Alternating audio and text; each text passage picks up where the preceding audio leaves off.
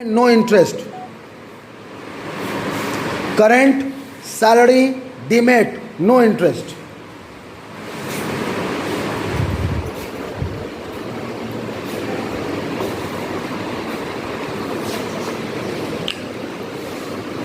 अभी एसबीआई के saving bank का इंटरेस्ट कितना है?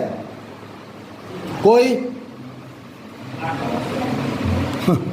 8% तो एफडी पर नहीं रहा इंडिया में, 2.3 से 2.9 के बीच में इंटरेस्ट। हाँ, मतलब साल में अगर आप 1 लाख रुपया साल भर में कभी टच नहीं करते हैं तो अगर 2.3 से 2.9 मतलब मैक्सिमम कितना हुआ? 3। तो 1 लाख का 3% कितना हुआ? 3,000 रुपया। आप 1 लाख फंसाएंगे तो आपको कितना मिलेगा? अगर 1 लाख में मैं 3,000 रुपया महीना कमा रहा हूँ और मेरा इन्वेस्टमेंट चला गया तो मेरी अर्निंग क्या हुई? माइनस में। एफडी, फिक्स डिपॉजिट का मतलब यही 1 लाख रुपया मैं फिक्स कर देता तो उस पर 7.5 से लेके 7.8 तक का इंटरेस्ट मिलेगा।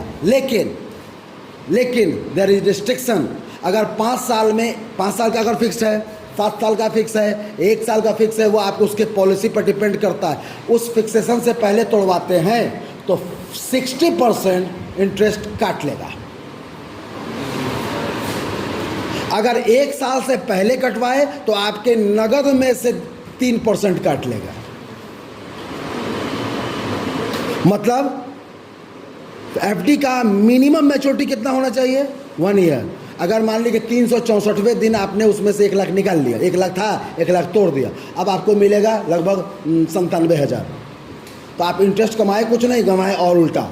1 साल के बाद कीजिएगा तो चूंकि टाइम पीरियड है, 1 से 2 साल के अंदर कीजिएगा तो 70% इंटरेस्ट काट लेगा। 3+ कीजिएगा, मैंने 3 से ज़्यादा ईयर हो गया है, 4 और 5 हो गया है, तब आपको इंटरेस्ट ज़्यादा मिल जाएगा, लेकिन 7.3 या 5 तो मिलेगा नहीं। So that is called fix deposit. अभी किसी भी बैंक में, इसीलिए अब म्यूचुअल फंड का ज़माना है। मिनिमम सिक्योरिटी है 9% और यह डिपेंड करता है कंपनी पर। किसी कंपनी ने 4 लाख% तक का रिटर्न दिया है, 4 लाख% तक का। लेकिन वो रिस्की है, पैसा जीरो भी हो सकता है। यहाँ क्या है, पब्लिक इस बात से खुश है कि चलो पैसा मेरा न बढ़े, कम बढ़े, मेरे असल नगद में तो कोई नुकसान नहीं है, तो नहीं होगा। यहाँ तक बात समझ में आ गई? So that is